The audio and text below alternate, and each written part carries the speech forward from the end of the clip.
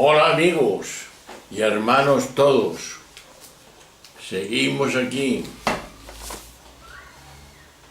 La propuesta la decíamos en el vídeo anterior. La propuesta no violenta, nos preguntábamos, ¿es ingenua? ¿Es intrépida?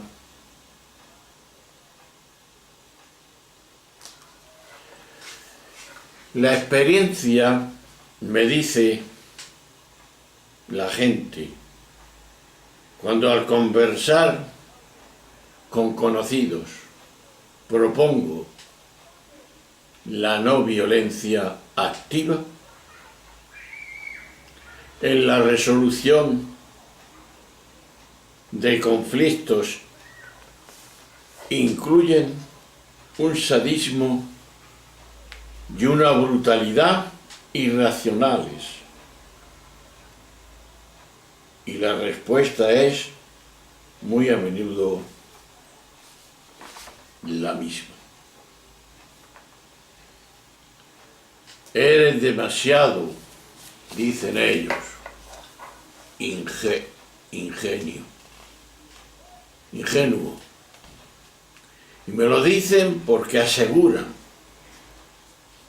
que unos extremistas cegados que descuellan y asesinan 1000 veces y no cambian, no tienen entrañas para desarmarse contemplando solo lo del Satayagasti. He aquí, deduzco yo, que según estos conocidos míos, los que me decían esto, los extremistas en cuestión ya no serán en ningún caso capaces de detectar nunca jamás qué es tener humanidad.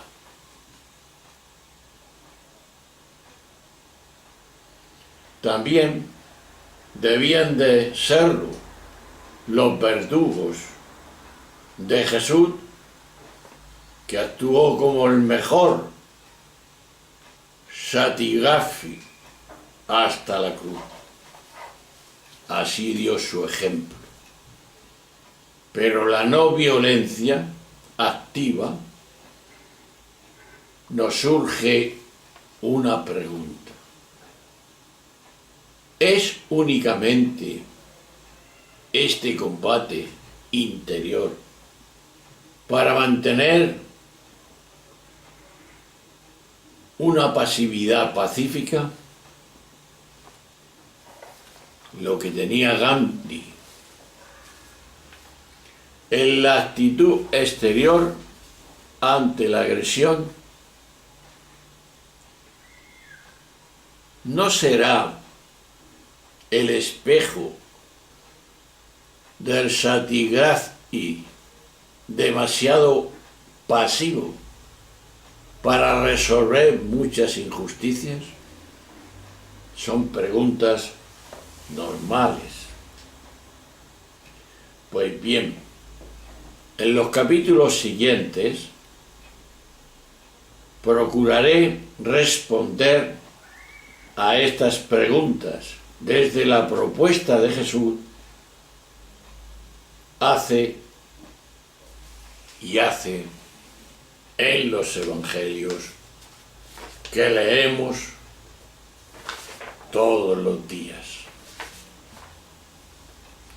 En concreto, en los ejemplos, para más reo, de Mateo, capítulo 5, versículos del 38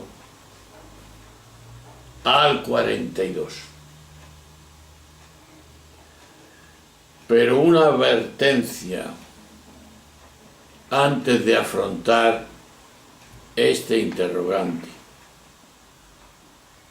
Sin embargo, me gustaría volver a las tres maneras de afrontar un conflicto que he introducido al principio, que era la primera,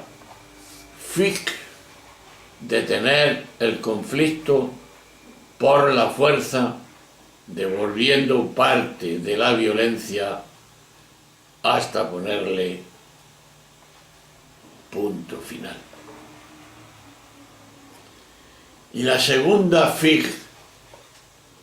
es unir, que es muy distinta del combate interior del siervo, para forjar un espejo de inocencia ante el verdugo. Este significa sencillamente escapar, evitando más conflicto, cediendo y aceptando la presión, la actitud más pasiva e inimaginable. Esa es la segunda actitud.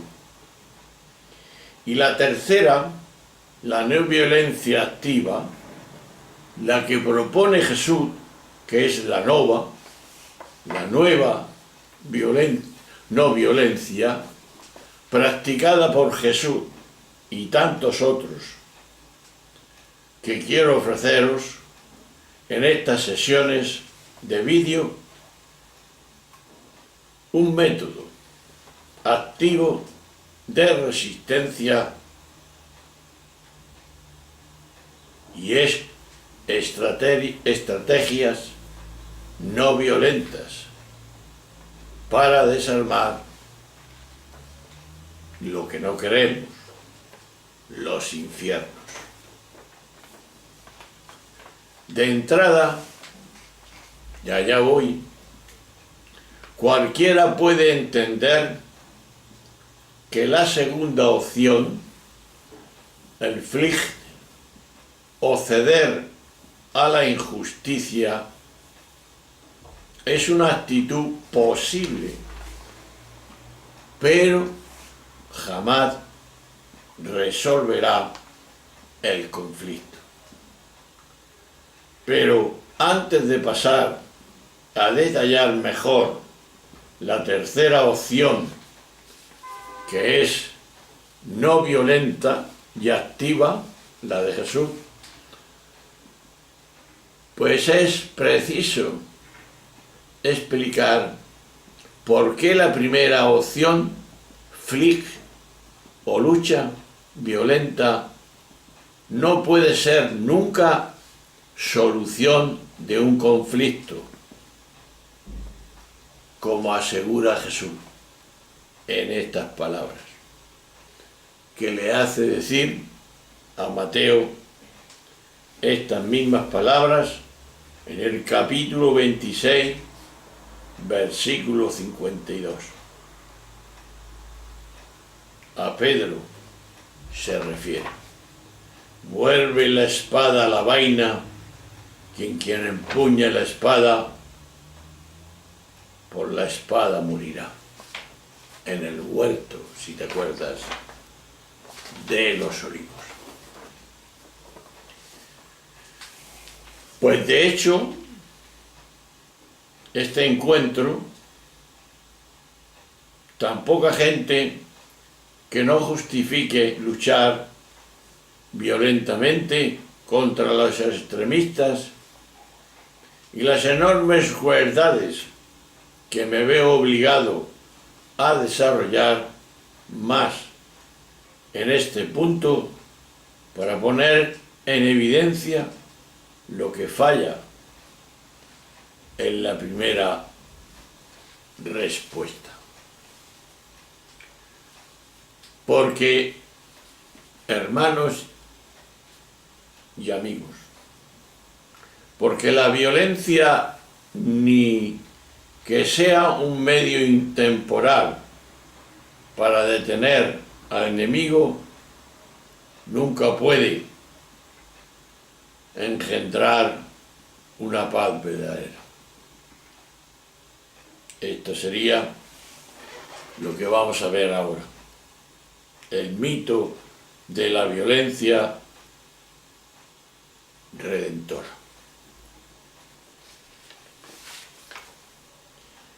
En primer lugar, este mito de la violencia redentora, os invito por un momento a recordar las historias de dibujos animados que conocisteis en vuestra infancia, a pasar por la memoria las películas que os rodean, a menudo a tener presente los cómics o las novelas que han llenado nuestros tiempos. De estoy seguro, en gran parte aparece, creo yo, el mismo esquema. Un tirano perdido y cruel amenaza la existencia y la paz de un colectivo como el que debemos identificarnos, pero de repente aparece un héroe capaz de luchar contra el opresor. Un héroe que al final castiga el enemigo y lo borra del mapa, y así restaura la paz del mundo. Final feliz. La conclusión de esta lógica, creo que está muy clara. La violencia contra el malvado nos redime, nos salva de su maldad. Esta conclusión, desde nuestra tierna infancia, es constantemente inculcada en nuestra sociedad actual a través de medios, artes, literatura y todo tipo de recursos, hasta que la damos por supuesta, y esta por desgracia. Si tuviéramos que ponerle un nombre, ¿qué nombre le pondríamos? Llamarla el mito de la violencia redentora. Sus raíces más antiguas la encontraríamos en el mito babilónico de la creación del año 1250 a.C. aproximadamente. En el Anua Eligis, la situación que lleva al mismo patrón de tantas historias es esta. Al-Sur, el dios padre, y Tiamat, la diosa madre, engendran muchos dioses que viven en el cuerpo de Tiamat. Los pequeños dioses arman tanto revuelo que Asur decide matarlos para poder dormir, aunque Tiamat se negara. Pero el complot se descubre antes de pasar a la acción. Uno de los dioses jóvenes mata a Sut y Tiamat jura vengarse de él. Y a partir de este momento, los dioses viven bajo el terror de las diosas Tiamat, y aquí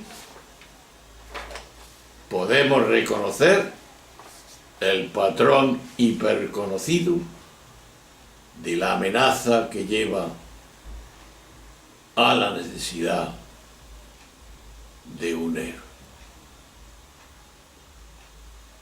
Y para evitar ser destruido y para asegurarse la paz, escogen al dios Marduk, quien asesinando y desmembrando a su madre, Tiamat, causa el estallido del cosmos y genera en el universo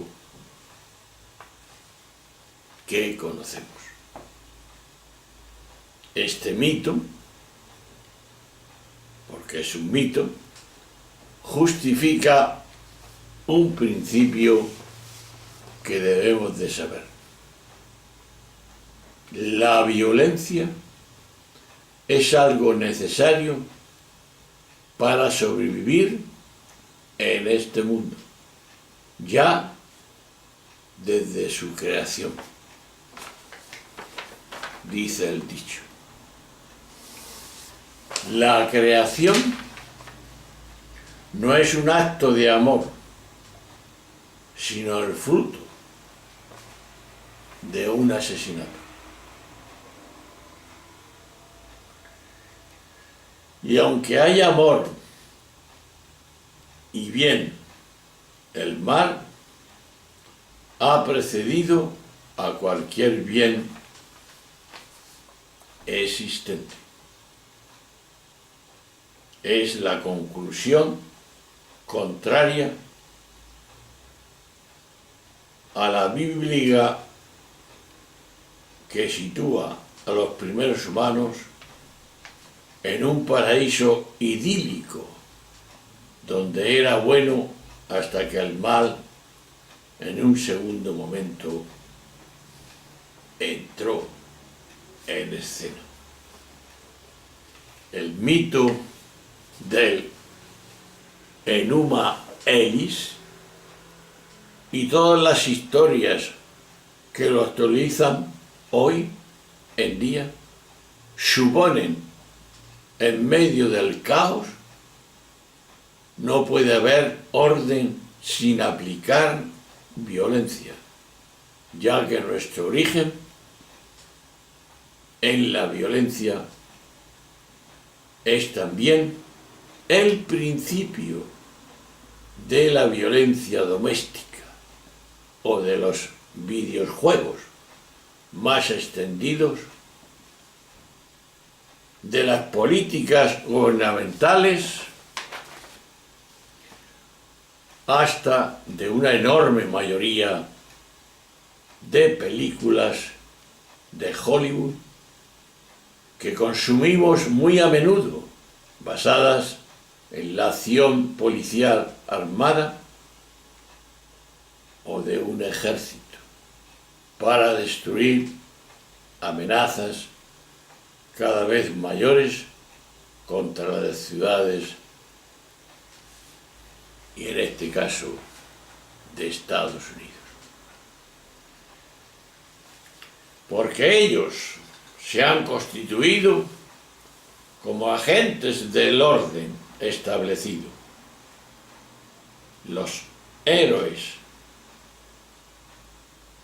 en que delegamos nuestra violencia para asegurar que estamos protegidos, que es mentira, de los criminales porque necesitamos sentir que es posible vencer tanta injusticia, que existe alguien, el héroe, con suficiente poder para derrotar el mal de raíz y destruir, claro está,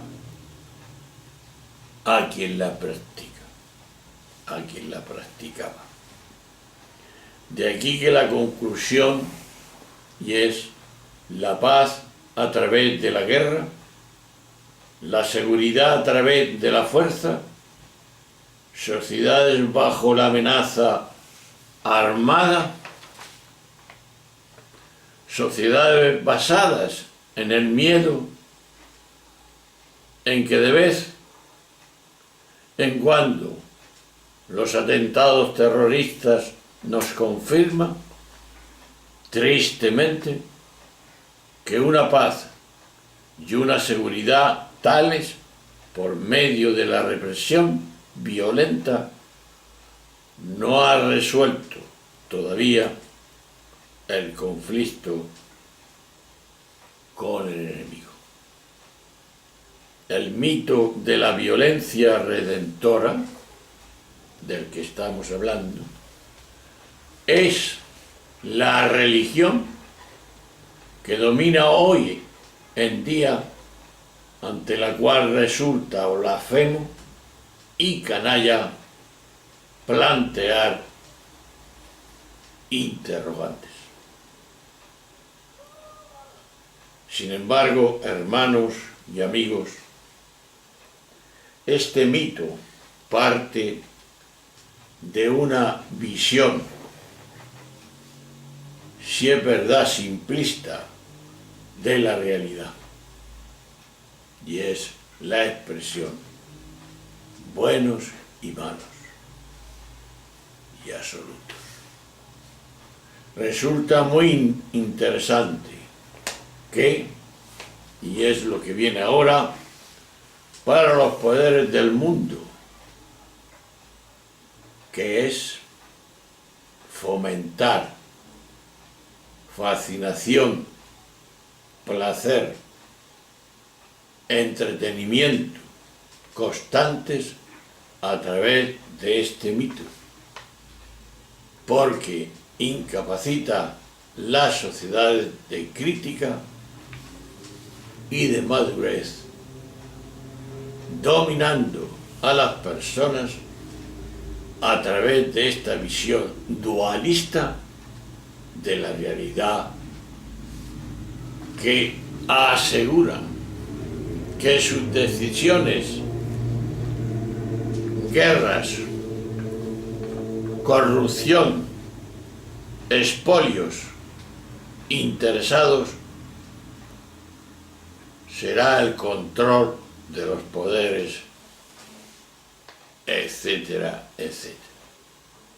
Quedarán, por tanto, justificados para la población que les vota, porque para mantener la seguridad en el país, tal y cual decisión, son fundamentales.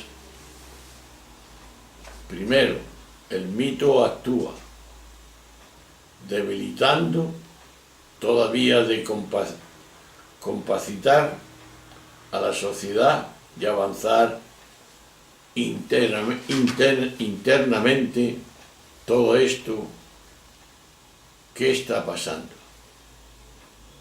¿Cuál es el resultado? Brutalizar y animalizar cuando actuamos, no como el lobo de Jesús, sino acción por reacción. La misericordia para quien ha causado mal. No existe la pena de muerte, ha quedado legitimada. ¿Por qué? El mito supone que la persona no puede cambiar, que el ladrón o asesino no son personas que han cometido un crimen, pero que pueden rehacer su vida, sino que son enemigos de la raza humana, que hay que destruir o aislar para siempre. ¿Para qué? Para mantenernos puros y en paz. Este es el panorama, amigos y hermanos. Y ahí lo dejamos, para después seguir con esta fraseología de puros, impuros, asesinos, luchadores. Lo veremos en la próxima sesión. Un abrazo, hasta luego, adiós.